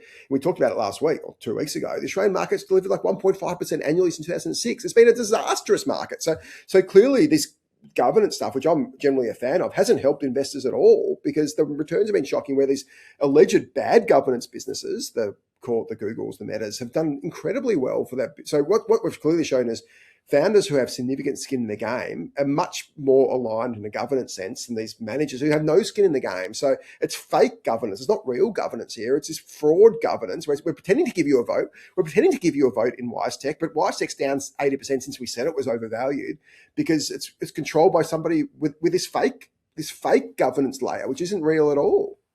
All the Aussie supers, all these guys investing in WiseTech, thinking they had a say over it, and Richard White just run ramshot over them, and they've lost 80%. Yeah, you're right. So I think ASX is a complicated dynamic, in part because of these big super funds. The other company I want to talk about briefly is this. So, Mike, have you heard of a company called Cranky? No, I haven't. Have you heard of the Man Shake, Mike? Yes, I've heard of that. Well, it should be called the Man Shakedown. That's what they should call it, because Pet Private Equity, I won't say they got shaken down because it wasn't fraudulent, but basically this is a business that was started by an NRL star. Yeah. So built it up in supermarkets. It was a nice, profitable business, him and his wife. Great business. And Nick Fordham was a shareholder. Nick's obviously Ben's brother, who's a super manager in Sydney, and he was the only outside money in this business. I think he managed the rugby player. I forget his name, but Nick did a great job helping out this business as well. So it was just a fantastic story. Well, we should remember his name or look it up because of how this story ends. So they sold it to Pep, which is a big private equity business, and Pep then went and bought. So Manshake is just basically a protein drink, is how I'm going to summarize it. And I think the name is Adam McDougall, by the way. That's right, Adam McDougall. That's right. Yeah. That's right. And so this is a protein shake that was acceptable for men to drink, if you could, like socially acceptable. Yeah. And so it was great market. It was great marketing. Great marketing. I think Adam did an amazing job. Pep went and then they bought. They vertically integrated it and bought I think they bought the manufacturing facilities. My recollection of this, and basically, I'm going to say something weird now. It's like I've got NDAs, but not really. But like, I got a bit of an insight into this business for various reasons. And so I didn't get much of an insight into the performance. So I was going to say is this I'm not post Pep's ownership or post Pep's ownership? Post. Yeah. I can say that they reached out to me and I had a conversation with them. I don't want to say more than that, but this was a few years ago. But I didn't really see much financial information, so whatever. But I will say that this business has not done well.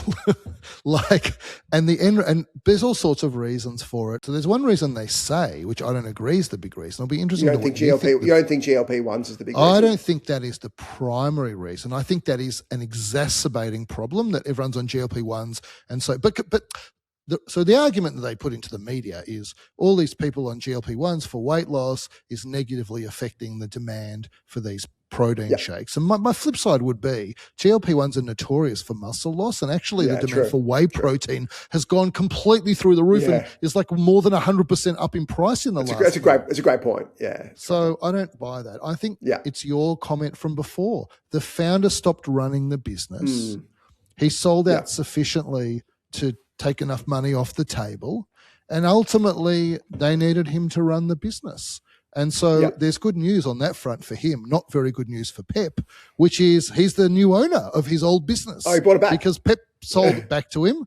My gossip that I hear is it was almost free. Now, I don't know if that's true or not, but certainly the price was nothing like what they paid for it. Pep actually came out and said, you know, nobody ever wants to admit mistakes in this world. Nobody ever wants to say, that was a terrible deal. We messed up the due diligence, or we thought we could operationally run it. I don't know what the issue was with Pep.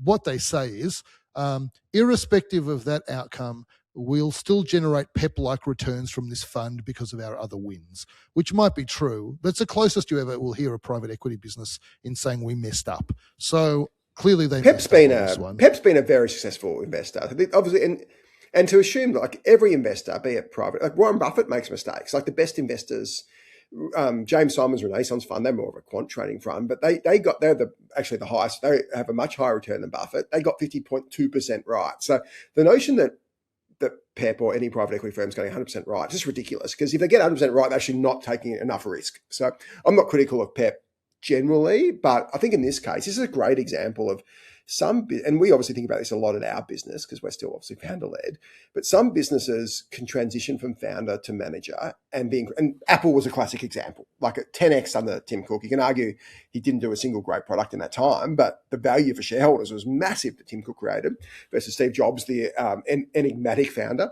But I think my thinking, I've done a lot of thinking about this, is if you're going to transition from founder, and Adam was obviously an unbelievable founder, you need to have competitive advantages in the business. You can't just have product market fit. So you can have a founder can work with product market fit and continue to hustle and eke out profitability. But if you chuck a manager in there, they'll probably stuff it up. But if you've got great competitive advantage, if you've already got brand, you've got scale, and you just need to sort of keep doing what you're doing and just extract more value, then you can chuck a really smart manager in. And that's what private equity is so good at. So you just got to know where your business's stage is at in building competitive advantages. And if you haven't got competitive advantage and an outside owner comes in and gets rid of the founder, almost certainly the business dies or close to dies. And that's clear. That's obviously what happened here. Well, maybe we could even say this. I'm on the same page as you, and we could even say it like this.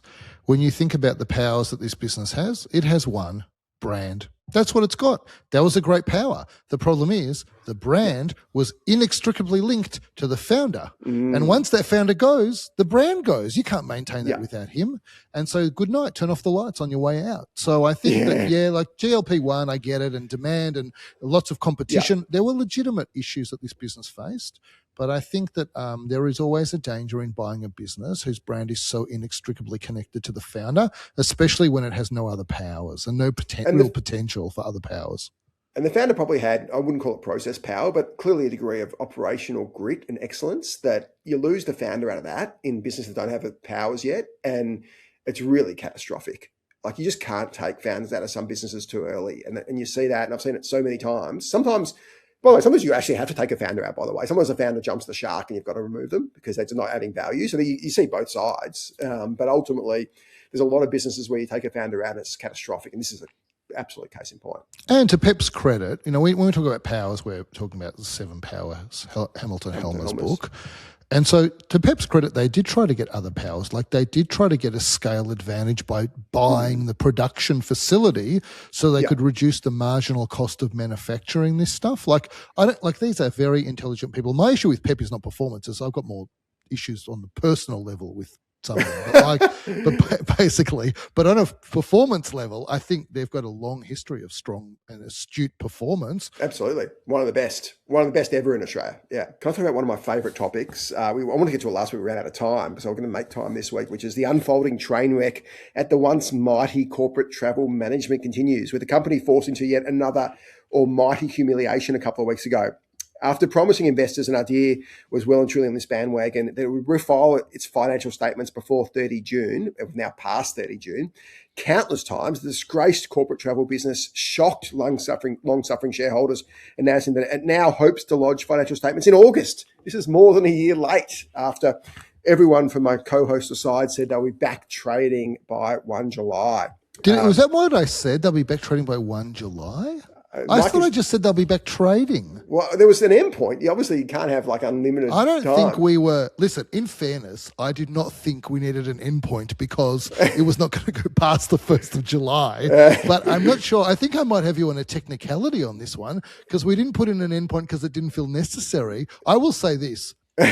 I can't say I have the same level of confidence that they'll be back trading, obviously, because this has gone from the sublime to the ridiculous. I don't even know what that quote means, but basically, I still do believe they're going to trade again. So let's go through what's happened. So CTM claimed, this is an announcement to the ASX. They do these really short announcements, which have very little data in it, but there's enough in it that would worry the most ardent CTM fan. So CTM claimed that first, it expects to recognise a restatement again to revenue. This is another $10 to $15 million. This is in the ANZ region. Remember, they were really firm on saying this is only the UK. We found this one rotten apple. He's got a poor guy called Michael Healy. It's all Michael's fault, even though Michael wasn't even running the business at the time. Like this Laura Ruffles person who was in cahoots with Jamie Ferris. So Jamie Ferris, the founder, Laura Ruffles. You had another person in UK. Then you had this poor Michael Healy guy, but he was the Lee Harvey Oswald of this business. It was all Michael. He was the single shooter. He was the fraud. No one else was involved. It was just Michael. No, you try this analogy and I say to you, I think it's a better analogy because I think Lee Harvey Oswald was the single shooter. No, everybody knows Lee Harvey Oswald wasn't, but everybody knows he wasn't because that's the whole Seinfeld episode. Anyway, and the movie, JF. I forgot. You know what? I actually forgot that the single source of truth is the Seinfeld episode. And by the way, I don't disagree with that. You can continue. Exactly. Magic loogie. So they announced $10 to $15 million in ANZ. So remember they said this is just the UK. Australia's fine. Now it's affected Australia, these liars. So CTM claimed point blank it was just the UK. They were asked a specific question and and remember, the UK basically stole money from their clients. It was just horrific. Second, the company claimed that it has reviewed contract client terms relating to margins on air bookings and may lead to even further revenue impacts. Further to the company's announcement, it expects to also impair European goodwill of £92 million, as well as ANZ goodwill of $77 million and North American goodwill of USD 49, which is what? $400 million in write-offs. It's pretty much all their goodwill. But hang on. So we should say about goodwill, because there's another accounting, another bit of accounting treatment, let's call it. Chicanery. Yeah, well, but the thing is this. So the problem that you have is this. when you buy people sometimes have these surveys and they say, what's a brand worth? What's Coca-Cola worth? And they come up with a number by the hocus pocus methodology, let's call it. But that number is meaningless in an accounting sense because that doesn't sit on any balance sheet as an asset anywhere. But when you buy a business, let's say you buy a business for $100 million, you say, what did we actually buy? And you go and look at all the assets you bought, and the assets only add up to $10 million. So you can say we bought $10 million of assets. What the hell do you say you bought with the other $90 million? You have to buy something. And so accounting says what you bought is something called goodwill. And so now you've got this new asset called goodwill. And lots of companies, you look at their balance sheet, they've got lots of assets. They look amazing, but it's all this goodwill stuff, which means we bought the promise that the business would still be good tomorrow. That's what goodwill means. This is accounting goodwill. There's also economic goodwill. Economic goodwill is actually really good. But let's not talk about economic goodwill because that's like generating outsized profits based on assets. But this is accounting. And so the problem with this goodwill, because I make a bit of fun of it, but the books have to balance. So you got to do something with that $90 million, you know. The problem, another name for goodwill is overpayment on purchase. Well, I disagree with that. You get a discount on purchase. Yes, but I disagree. Well, the opposite of goodwill is discount on purchase, where you pay it because you can also buy for under what the assets cost. I understand that, but I don't think it's the opposite. It's not the opposite. Well, it literally is the opposite. It's the accounting opposite, though. Okay, all right. I'm going to make you say it's not the opposite by targeting you on a personal level. You know what this show's all about. Let's say you run a travel business making $50 million of profit a year, but you're very asset light because you're predominantly a tech business. And someone comes along and says, because there's this great founder who's going to keep running it, I'll pay 30 times earnings for that business. Amazing. $1.5 billion. Great. But the problem is there's only 10 mil of assets. So what do you do with basically almost all of the $1.5 billion? Well, you say what I'm paying for is how amazing this business is at making profits, and it's going to make even more profits in future because of this great founder. Have I paid too much for that business, Adam? Well, all of a sudden, now you think I probably have underpaid for that business. Well, in that case, you would have bought economic goodwill. So that's the difference. But let me finish the accounting goodwill thought, which is, now that you've got this goodwill thing sitting on your balance sheet, auditors, they got to get paid for something. And so one of the things you pay them for is every year you got to assess based on formulas, which are less hocus pocus, but still there's some room for wiggling. On these formulas, you try to say, is that, I can't remember my example, $90 million of goodwill, is it still actually worth $90 million? Or do we have to write it down? And the thing is this, when you write it down, you say, this business used to make $10 million of earnings, but now we think it's only going to make 7 mil. And then the auditors say, you've got to write that down from 90 mil of goodwill to 70 mil of goodwill. You just lost 20 mil. What happens to that? Actually, that becomes an expense on your income statement and it eats your profitability. So people do not like write-downs. And if you're going to take them, you should eat it all at once and have one bad year and say, it's all abnormals. Don't look the other way. Look the other way. And so what corporate travel has basically done, presumably, is made a whole heap of acquisitions and they've got all this goodwill sitting on the balance sheet. And some auditors have come along and said, I don't reckon this business is worth what it used to be worth. And then they have to write down all of this goodwill is what's happening. Yeah. And this is a business that really grew through acquisition. Like they acquired businesses every year, and this is the real knock on Jamie Ferris, the disgraced former founder CEO who left in disgrace a few months ago. And he would just keep buying this business. There was dodgy accounting, and this is what Doug Tynan picked up many years ago in 2016, which is why the original short thesis on this business was so on point a decade ago. But let me carry on because the news actually gets even worse. So let alone they're writing down $400 million. Do you think they should be writing down to zero? Is that forget about the auditor side of things? Do you think the actual goodwill is zero in this business today? Yeah, well, I think this business is worth zero. So I think everything should be written down to zero. I think this business is a dead duck, as you know. So the Street Talk reported, and Street Talk's been super well briefed on this, that people who requested anonymity to speak freely said corporate travel might have to increase payments in the UK customers to more than £150 million. Originally, 80 million. So it went from 80 million to 128 million to 150 million. This is a business that only has like 60 million bucks of free cash. They've taken $300 million of cash from their customers. This is outrageous. Well, one of the best returns you could have achieved in the last 12 months is just to be on the refund list of corporate travel. It's gone from 80 to 150. Not really, because you're not going to get any money because they can't afford to pay. No, but like, yeah. How do I double my money in a year? I'll just be one of the people corporate travel owes money to. Yeah, so whilst impossible to get a read on how much untied cash this has, but my understanding has got well less than 100 million bucks in cash. They obviously have some debt they're trying to tap to, but the problem is it's a bit of a circular issue. So CTM need the British government, who's the biggest creditor now, who they owe these refunds to. There's others as well, but really the British government's a big one. They need the British government to agree to this repayment schedule, which is absurd because the British, they've been stolen from. They should get the money straight away. CTM doesn't have the money to pay them, which is the problem. So they need to get more bank debt. To get bank debt, they need the auditor to sign off. So it's this whole circular thing that auditors won't sign off, so the bank won't give a debt, so UK won't sign off. So it's just this stalemate. What do you think's going to happen? Well, I'll go to friend of the pod, RBC Capital Market, Wei Weng Chen, who's been all over this. He told clients that the chances of CTM returning to the ASX are rapidly decreasing, noting that the issues continue to arise. Even at this late stage, we see the pathway to relisting narrowing. We also view recent media attention on the audit sector, and this is, of course, KPMG, as another unfortunately timed headwind for corporate travel. We fear the bar for Deloitte to sign off on the accounts has now materially risen.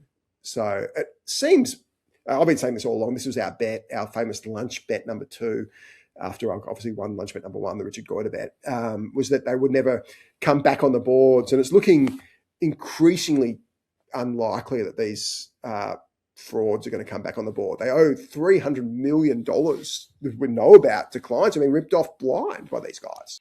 Do you think it's a worse look for the UK government to write off the majority of this debt / delay repayment, or to send a business into receivership effectively and have all of these people lose their jobs as a consequence of a subsequent liquidation? Like, what's a worse look? Because I think this is I'm layering on, doubling down on my contrarian bet, which hasn't gone well to begin with, to be fair. But like, basically, I think the British government might say, it just looks too terrible for us to be responsible for hundreds or more job losses.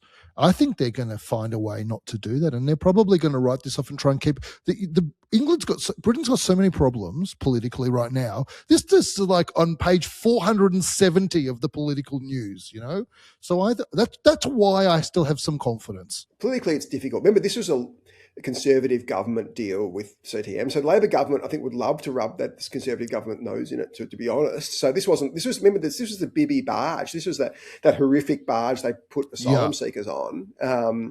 So this is what CTM did. Like I just can't. And also, I think the other problem CTM have is, even if they do come to agreement with the British government, when you factor in these massive $300 million refund issues, they were losing money for the last 4 years. So this business couldn't make any money anyway. So even aside from this debacle, like, they're an unprofitable business with no cash that shouldn't be allowed to trade. IATA shouldn't be letting these guys trade. It's outrageous they're still able to sell air tickets. I don't know how the airlines are allowing it. Do you know how many staff are employed by corporate travel? 3,000. Isn't it more than that? Isn't it 3,000 in Australia and another 3,000 overseas or something? Oh, it could be. I didn't think that'd be a lot of staff because they're not that big a business. But whatever it is, it's a lot of thousands, okay? And so I think this is getting into this is what I said to you a few, months ago when you had your IATA rant, which I thought was very reasonably based in fairness and reality. But the thing is, I think corporate travel is viewed by a number of organisations or entities as too big to fail. So IATA, if they fail them, has got all sorts of problems, and it's just a risk that they probably don't want to take. In terms of the board of IATA, the British government, if they go and sink this thing. Well, IATA's the airlines, remember. So IATA, they're pretty agnostic. They just want their money. They just want airlines to get paid, essentially, is their job. And we saw the Thomas Cook disaster where airlines were massively out of pocket. They don't want another Thomas Cook here. That's right. And so you'll remember that when they let Lehman Brothers fail. Is that the one that's the one that failed? Yeah. Yeah, Lehman Brothers and Bear Stearns. Yeah. But Bear Stearns got rescued in some way. Yeah, but they let that fail, and then there was this enormous crater that swallowed a part of New York, and they said, oh, God, let's not do that again. And so that might be the Thomas Cook experience for corporate travel with IATA. And then you've got the British government, which doesn't want they're not going to get a headline saying the Labor government wasted £200 million of taxpayer money because it was the Conservatives before them that did it. So they won't get that headline, but they might get that headline, Labor government responsible for 4,000 firings in travel scandal. Like that might not be a good headline for them. I don't think there's anything there's nothing like that kind of number of employees in the UK. I think it's a few hundred or something. I don't think it's thousands. I know, but like, it's, the media, like you're good at headlines. Like if I could get you to write a good headline for this, you'd come up with a good one. And then you've got like, these auditor challenges. And so this is what I don't know. I really don't know this. How do auditors feel about each other? Because Deloitte is auditing this. And so does Deloitte not want to throw PwC under the bus? Do they not care, or do they want to? Oh, no, I'm not sure they want to. They did. Like, I think they had no choice. So either don't care / happy. So one of those two options. Okay. And so I'm not sure they'd be happy. I don't think auditors want to throw each other on. Like Andrew Yates at KPMG did, but he was just a complete flog and he's now sacked and he was an exception. I think auditors have a degree of commonality between them, and I don't think that helps the industry for them to be throwing each other on the bus. So I think the biggest risk to all of this, because I'm trying to go through the various risks of what could sink this bottomless ship, let's call it. But like what the biggest risk is the last one I think that you said, which is getting the auditors to sign off on this in this environment. Like what auditor is going to want to take that risk? They would have to feel very, very confident that standing up in front of a parliamentary inquiry and on the front page of the Financial Review, their actions were watertight. And I think that's probably the single biggest risk they face. This is my main question, though, because this is your industry. We should say you're not direct competitors with this company, so there's no personal vendetta. It's just your usual, you're very aggrieved by people doing the wrong things, and especially fraudulently. You get very worked up. Yeah, and there's been question marks over Jamie Ferris. Jamie Ferris has been an alleged crook for a lot of years, and this is just for 10 years of him lying has come to roost. Like every financial statement they released appeared to have been a lie now. Like this is fraud on fraud. How ASIC hasn't charged it. By the way, how has ASIC not charged anyone here? What are they doing? Like, this is so obvious. The auditors have basically given them their rule book. What are they waiting for? The worst thing they can do is start proceedings and then have new evidence come in that all of a sudden completely changes things. Well, isn't it their job to find it? Isn't this their job to find evidence? Well, that's a whole separate conversation, right? I take your point, but the question is, how and why are they still generating what must be material revenue as a business today? Like, what do you think's happening there? And they claim churns. I think the real fortunate thing they have is businesses tend to sign up for like 3 to 5 years with their corporate travel manager. Right. And it's quite hard to change. You're ensconced. It's a bit like so as long as they're not insolvent or being liquidated, the businesses are under contract. Well, what I hear happening is as businesses roll off, like Flight Centre, the main competitor is Flight Centre. Flight Centre is the dominant corporate travel business in Australia, one of the biggest in the world. As people roll off, Flight Centre's and their other competitors are feasting on them. So it's a slow burn. You're not going to lose all your revenue straight away. But again, this was a business that before this wasn't profitable. After this is going to be less profitable. So if you're a bank, so the banks are waiting on the auditor. To me, the banks are the bigger issue because to pay the refund in any form, they need to tap this bank debt because they really have zero free cash. So you need to maintain a flow of cash. So to pay the $300 million now, they need banks to give them money and they need to trade out of it. I don't think I'm going to be able to trade out of it. The 300 mil is all owed to the British government? Well, now there's some Australian stuff coming out as well, but a big chunk is British government, if not the vast majority. But it's like, I can understand why the British government would give them time to pay because, as you say, your point is I'd rather get 50 million than nothing, which maybe they get nothing if it goes under, but who knows? Well, actually, that's not what I said. The number one thing that the government wants is I just want no words written about this issue. That's actually what the government cares about. Please never have anybody ask me anything or talk about this, because it can't be good for me. But I disagree. But I think the Labor government's happy to throw the Conservatives under the bus here. I disagree with that specific point. It was a previous government that stuffed up. It's like Robo-Debt and Labor government. I'm happy to blame the previous government. Look how dumb this. If you vote these guys, and they're going to have another. This is going to happen again if you vote for the Conservatives next year. I think this helps Labor, not hurts them in the UK. So if I was advising you at number 10 for your 6-month stint as Prime Minister, which seems to be the going rate at the moment, I would say to you, this is how we can throw the Conservatives under the bus. We say the Conservatives has forced us to forgive a $250 million debt by their idiocy, because if we enforced it, we would result in thousands of people being fired. This is what this so-called... There isn't thousands of people being fired. There's only hundreds of people in the UK being fired. Maybe say hundreds, but there's not thousands of problems being fired. Globally, right? You could sit in this whole business broke if you're the British government. So my point arguably the business is already broke. They're just trying to survive with a good favour of their lenders. I don't think they need to send this business into liquidation in order to hit the Conservative government for their stupidity in entering into these deals. I think the reason they haven't done it is because what they think is once we open this can of worms against the Conservative government, who knows where all these worms are going to go, and some of them might go down our pants. And so I think that's why they're not keen on opening that can of worms. I think the best solution here is somebody buys this business for $1. That sort of saves it. A lot of people keep their jobs. They get the brand thing. But there's obviously no goodwill left anyway. They can get some synergies. If Flighty's bought it, they can synergize all their operations. And obviously some people lose their job, but most people don't. So I think that's the only real way out here. Like if you're a bank. Synergize their operations. What words are you using now? You say synergize their operations. What you mean is hopefully they can buy it and fire a whole lot of people. Well, you don't need two CFOs. You don't need two CEOs. Well, that's what you mean. Just say what you mean. Hopefully what they can do is buy it and fire a whole lot of people. Well, you save the job of the people on the call centre, the ones who we want to save, and the CFO and whatever they go. Yes, I understand the sales pitch of capitalism, but I'm just telling you that synergize, that's like dishonest language. Like we should just call it for what it is. Which I didn't realise this is a communist show we were talking about. It's not a communist show. You are above this kind of corporate gobbledygook language. Shouldn't use that language. We have to talk about the reality of what...